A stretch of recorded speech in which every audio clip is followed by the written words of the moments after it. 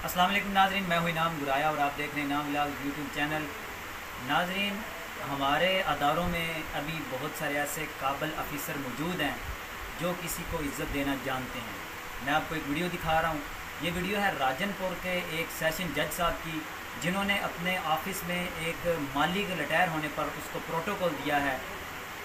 Video देखें, फिर इस पर बात करते हैं। जी तो नाजरीन, ये हैं राजनपुर के सेशन जज साहब, जो कि अपने ऑफिस में काम करने वाले एक माली के रिटायर होने पर प्रोटोकॉल दे रहे हैं।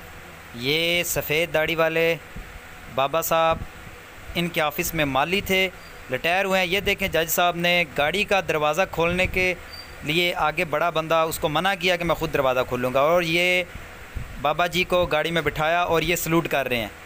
क्या खूबसूरत पैगाम है। जी तो नाज़रीन, आपने ये वीडियो देखी।